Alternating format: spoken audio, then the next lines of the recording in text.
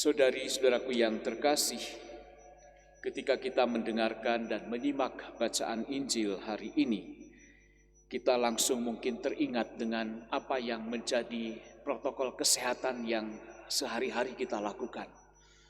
Bahkan jauh sebelum pandemi, ada di Indonesia itu gerakan untuk mencuci tangan. Bagus, dan memang itu sangat penting untuk higienitas, untuk kesehatan. Ya, sekarang apa-apa kita megang apa langsung semprot ya, langsung cuci tangan. Ya, kalau kita pulang dari bepergian ya, ada aturan-aturan di rumah tangga tertentu mungkin, pokoknya jangan langsung masuk ruangan. Lepaskan pakaian, mandi, baru boleh ke tempat keluarga atau ruang keluarga atau ke kamar atau makan. Ya, jadi ada aturan-aturan, misalnya pakaian-pakaian sudah disiapkan misalnya di ruangan tertentu supaya ketika keluarga itu datang dari mana bisa langsung membersihkan diri. Kemudian piring ya segala macam juga dibersihkan. Ya, disemprot sekarang itu. Mau makan di mana piring disemprot dulu. Ya. Kemudian ada beberapa yang pernah saya lihat ya, di depan pintu rumahnya ada tulisan untuk abang ojol mungkin atau GoFood dan segala macamnya, silahkan letakkan di sini. Ya, jadi tidak langsung diterima oleh orangnya. Saudari-saudaraku yang terkasih, apa yang disampaikan oleh ahli-ahli Taurat, orang-orang Farisi, semuanya pasti baik. Dan Yesus pun sebenarnya tidak menyangkal apa yang dikatakan oleh mereka. Yesus tahu tentang aturan-aturan itu. Orang Farisi dan para ahli Taurat dianggap bersalah karena mereka melakukan legalisme. Legalisme adalah setiap motivasi untuk menaati perintah atau peraturan Allah yang tidak bersumber dari iman yang hidup kepada Kristus, kuasa pembaharuan Roh Kudus, serta keinginan yang sungguh-sungguh untuk menaati dan menyenangkan hati Allah. Seorang legalis mengganti sikap-sikap batin yang datang dari Allah dan Roh Kudus dengan berbagai perkataan atau perbuatan lahiriah yang seakan-akan menunjukkan ketaatannya kepada perintah Allah. Orang seperti itu memuliakan Allah dengan bibir, sedangkan hati mereka jauh dari Allah. Dari luar mereka tampaknya benar, tampaknya kudus, tetapi hatinya sama sekali tidak mengasihi Allah.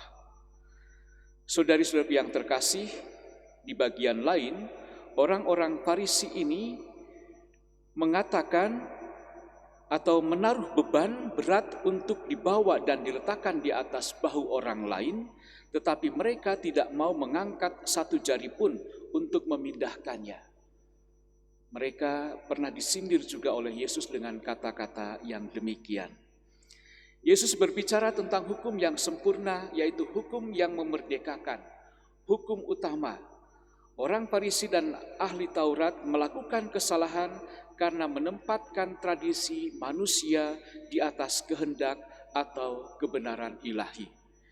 Di sini Yesus tidak mengecam semua tradisi, tetapi hanya tradisi yang bertentangan dengan firman Allah. Tradisi atau peraturan harus dilandaskan pada hukum Tuhan.